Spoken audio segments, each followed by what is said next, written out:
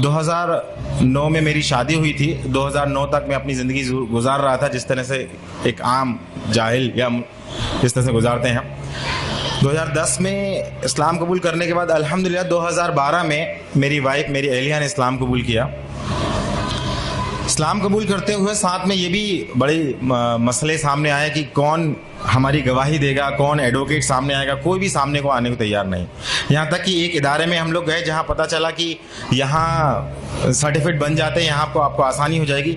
मैं बिलोंग्स करता हूँ, पहले मैं आपको बता दूँ, मैं भोपाल की एक तहसील है बैरसिया, वहाँ से बिलोंग करता हूँ। और चूँकि एमपी का स्पेशल कानून है इस्लाम कबूल करने को लेके, खास कानून बना रखा है, तो वहाँ इस्लाम कबूल करना और डॉक्यूमेंटेशन बनाना बहुत बड़ा मसला है।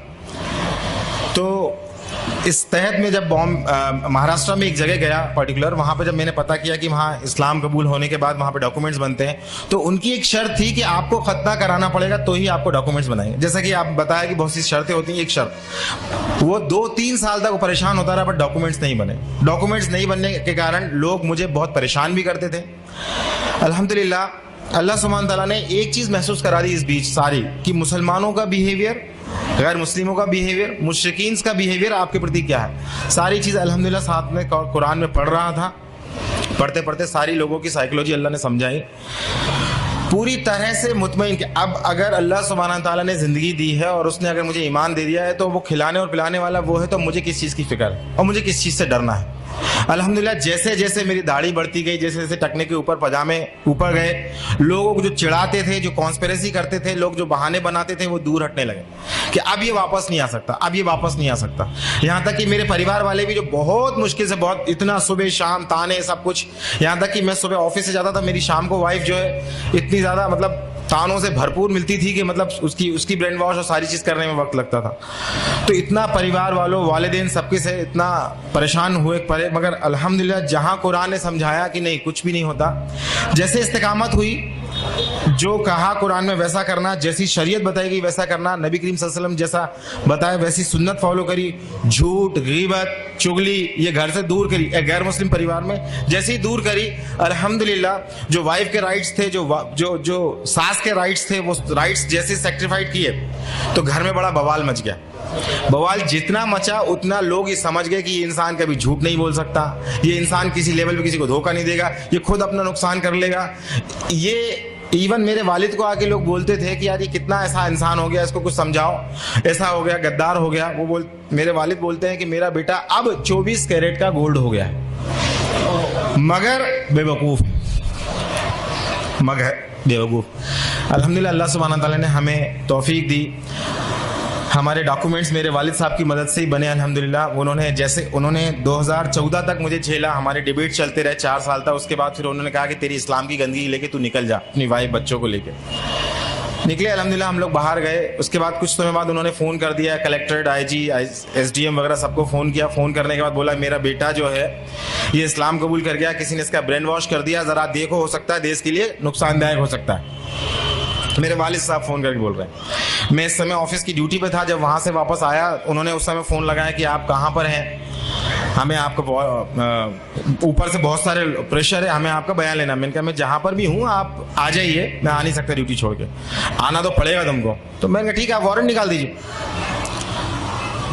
तो कह कब तक आते? तो मैंने कहा इतने दिन में जब भी आता मैं आपको फ़ोन कर। जब मैं आया, आने के बाद मैं उनको बयान दिया तो मैंने कहा आप 2 रजिस्टर खोल के बैठिए, एक मैं आपको बयान देता हूँ, लिखिए।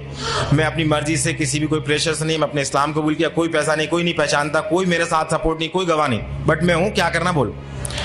दूसरी चीज़ मैं बोला अब आप सुनिए कि मैं इस्लाम क्यों कबूल किया, क्योंकि तुम भी जानते हो ईश्वर है कि मैं भी जानता हूँ ईश्वर है, और ये कुरान तुम्हारे लिए खाने में। अल्हम्दुलिल्लाह नेक्स्ट डे मेरी वाइफ के लिए बोले बयान लेके, उनका बयान होना। तो मेरी वाइफ को सब लोग और भी लोग जो थे वो डरा दिए। जिन लोगों सबसे पहले जो हमारे अंसार बने, अल्हम्दुलिल्लाह अल्लाह उन्हें जज़ाया खैर दे, उनके हम रह रहे थे अल्लाह सुब्हान तआला ने, तो उनको लोगों को डराया। तो मेरी वाइफ जब पहुंची वहां तो मैंने वाइफ को बोला कि अगर कुछ ऐसा मसला होता है डांटने डपटने मारने का, तुम भाग के तुरंत चौराहे पे आ जाना, वहां पिटेंगे तो अल्हम्दुलिल्लाह शहादत होगी, मसला नहीं। लोग पूछेंगे क्यों पिट रहे हैं, कम से कम रीजन की तरफ जाएंगे, काम हो जाएगा हमारा। लोग पूछेंगे क्या बात है, ऐसा क्या बेवकूफ़ बन गए इस्लाम में, ये हमारा काम हो जाएगा। लोगों के अंदर क्यूरियोसिटी पैदा होगी। अल्हम्दुलिल्लाह वहाँ पे भी ये मंजर रहा कि एक पुलिस वाला बच्चों को संभाल रहा है, एक पुलिस वाला बाहर गेट पर रोक दिया सारों को रोकने के लिए, एक पुलिस वाला मोहब्बत से बयान ले रहा है। अल्हम्दुलिल्लाह अल्लाह का करना ये हुआ कि एक पुलिस वाला हमको बोलता है, अब ये जो तुमने बयान लिया उसके IT रिपोर्ट डाल के तुम उसका IT से इन्फॉर्मेशन लेके RTI के तहत पूरी इन्फॉर्मेशन ले लो, तुम्हारे डॉक्यूमेंट्स बनाने में काम आएगी। वहां से डॉक्यूमेंट्स मेरे अब्बा की मदद से चालू हुए बनना। अब तक मैं क्या सोच रहा था कि मेरे अब्बा की इज्जत, मेरे अम्मी की इज्जत, मेरे रिश्तेदारों की इज्जत, अल्लाह सुब्हाना ताला यहाँ एक बात समझा दिया, सबसे ज्यादा मोहब्बत तुम्हें अल्लाह से करनी है, उसके बाद तुम्हें सबसे करनी है। अगर तुमने उसके साथ किसी और से ज्यादा इमोशनल अटैच हुए, वहीं से तुम्हारी आजमाइश आएगी। तो ये चीज बड़ी मुश्किल से समझ में आई। जब तक मैं, मेरे अब्बा हैं, मेरी माँ हैं, इनके हुकूक हैं, इनके सारी चीजें हैं, ये सब चल रहा था। बेशक हुकूक है, इस्लाम कभी नहीं कहता रिश्ते तोड़ने को, बट वो बार बार रिश्ता तोड़ रहा है, रिश्ता तो तोड़ रहा है, शर्त रख रहा है। इस्लाम शर्त नहीं रख रहा। मैंने एक्सेप्ट किया, आप करना कबूल करो मत करो, मैं आपकी पूरी तरह खिदमत करूंगा, पर इस चीज को नहीं समझ रहे हो। तो एक इमोशंस, आज भी अगर इमोशन से ज्यादा अगर हम लोग ज्यादा तरजीह देते हैं, आज भी हम मुसलमान होने के बावजूद, तो अल्लाह सुब्हान ताला मुशरिकों के बारे में पहले ही फरमा चुका है कि ये लोग दुनिया पसंद होते हैं, ये लोग ख्वाहिश पसंद होते हैं, ये तो चाहते हैं तुम्हें, जब तक कि तुम्हें अपने उल्टे पैर ना फेर दें, तुम्हारे पीछे से नहीं हटेंगे। फिर अल्हम्दुलिल्लाह इस्लाम एक्सेप्ट होने के बाद फिर लोगों को दावत तबलीग का काम चला, और इस बीच ये समझ में आया कि मुझे करना क्या है। फाइनली अल्हम्दुलिल्लाह मेरी जॉब चली गई 2015 में, अल्हम्दुलिल्लाह बोलता हूँ, क्योंकि बड़ा मुश्किल वो मुझे झेल रहे थे। उसके बाद उन्होंने कहा कि हम अपना, मैंने कहा सर क्यों चली गई जॉब, जरा मुझे बताएंगे। तो बोलते हैं हमारा एक डायमंड है वो चला गया, मगर हम मजबूर हैं। विश्व हिंदू परिषद, RSS सबके फ़ोन आते थे, कोई लोग मुझे धमकाने आते थे।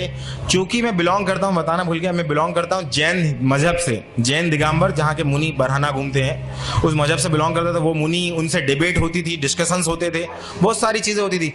बट मेरी अम्मी बार बार नए नए मुनियों के पास लेके जाती थी, और ये हर बार कहती थी कि इनको नहीं आता, इनको कम आता है, तो इनको दूसरे के पास लेके जाएंगे। जब मैं इस्लाम एक्सेप्ट किया, इस्लाम एक्सेप्ट करने के बाद सबसे पहले मैंने तौहीद एक्सेप्ट की। तौहीद एक्सेप्ट करने के बाद मैंने कहा कि यार ये तौहीद समझ में आ गई, मगर ऐसा समझ में कुरान हक है, कुरान कैसे नाजिल हो गया अपने आप, कोई मोहम्मद सल्लल्लाहु अलैहि वसल्लम आके कल को बोलते हैं तो मैं तुम्हारा रसूल हूँ। इसकी तहकीक के लिए जब मैं इस्लाम एक्सेप्ट कर लिया, बनिया था मैंने कहा अगर ये हक है तो पहले इस्लाम कबूल कर लो बाद में ऐसा नहीं होगा, केवल गफलत की बात है। तो जब मैं इस्लाम एक्सेप्ट किया, फिर मैं हिंदुइज्म की किताबें पढ़ा, फिर जैनिज्म की किताबें पढ़ा। सब पढ़ने के बाद अल्हम्दुलिल्लाह स्कॉलर से डिबेट करने के बाद अल्हम्दुलिल्लाह पूरी सर्टेनिटी जब आ गई, अब फिर मैं गैर मुस्लिमों में काम भी करने लगा। और मुसलमानों के लिए जब उन लोगों के बीच जब मैं निकला, तो जब सबसे पहले मेरी जॉब गई तो मुझसे किसी मुस्लिम भाई ने मुझे जॉब दी, अल्हम्दुलिल्लाह उन्हें जज़ा खैर दे। मगर 1 महीने बाद वो जॉब चली गई। उन्होंने कहा ये नया मुसलमान आया है, पता नहीं इससे खतरा है, हमारा इंटरनेट से इल्म हासिल कर रहा है, गुमराह है, दूसरों को गुमराह करेगा। तो वो जॉब मेरी चली गई। फिर एक मुसलमान के घर हम रहने को गए, उन मसाला अल्लाह उन्हें जज़ाया खैर दे, राह हिदायत पे दे, इंतकाम इनका ईमान पे हो। 1-2 महीने बाद, 1 साल तक उन्होंने रखा। उसके बाद कहा कि तुम हमारे में से नहीं हो, तुम हमारी बात नहीं सुनते, हमारे साथ नहीं जाते, उठते बैठते, हमारे मिजाज नहीं मिल रहे, तुम खाली कर दो मकान भी खाली। अल्हम्दुलिल्लाह लगातार अल्लाह सुब्हाना ताला अपने दीन के हक होने, लोगों की जहनियत, और अगर जो अल्लाह का है जो अल्लाह का नहीं है, इस बारीक लाइन को वाज़े समझाता जा रहा था। तो मैं आज अपने सारे मुसलमान भाइयों को जो रिवर्ट है उनको मैं तो कुछ नसीहतें मेरी जो तजुर्बे हूँ उनको मैं देना चाहता हूँ। सबसे पहली चीज़, किसी को भी ज़्यादा इमोशनली मोहब्बत मत कीजिए, चाहे वो शौहर हो, बीवी हो, माँ बाप हो। सबसे पहले अल्लाह, फिर उसके किस किस के हुकूक बताएं वो करिए। सेकेंड चीज़, मेरे भाइयों मेरी बहनों, शैतान हमारे जहनों में बार बार ये बात दिखाता है, देखो ये मुसलमान कैसे हैं, हमें बताता है कि हमारे मुसलमान कितने बुरे हैं। तो हमारे जहनों में उनके बीच में गैप पैदा कर देता है, मुसलमानों की बुराइयां बता बता के और हमें अपना बेहतर बता के मुसलमानों और हमारे बीच में एक गैप पैदा कर देता है। तो इस गैप को हमें नहीं देखना है, इन बुराइयों को हमें नहीं देखना है। अल्लाह ने कहीं भी नहीं कहा इन बुराइयों को देखो तुम, अल्लाह ने कहा तुम अपने आप को इस्लाह करो, अपने आप को डेवलप करो, कुरान पढ़ो, इल्म करो और तकवा हासिल करो, वो मसूल होगा। तीसरी चीज़, हम इतना ज़्यादा परेशान हो चुके होते हैं मसाइल से, ज़माने के मसाइल से, लोगों की गाली से, लोगों के किनारा करने से।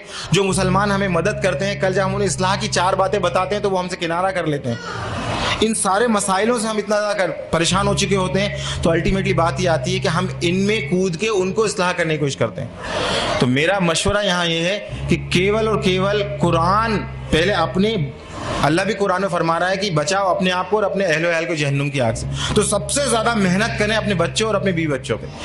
क्यों? क्योंकि मेरी अहलिया मुझसे पूछती है कि मुझसे कहती है कि मुझे फिक्र अपनी थी कि अपना हम जो कर रहे हैं ठीक है, मगर मुझे खौफ इस बात का है कि मेरा बेटा जहन्नुम ना चला जाए, मैं उसकी क्या तैयारी कर दूं, क्योंकि ये भी एक ऐसा मुसलमान बन जाएगा जिन मुसलमानों को देख रहा है।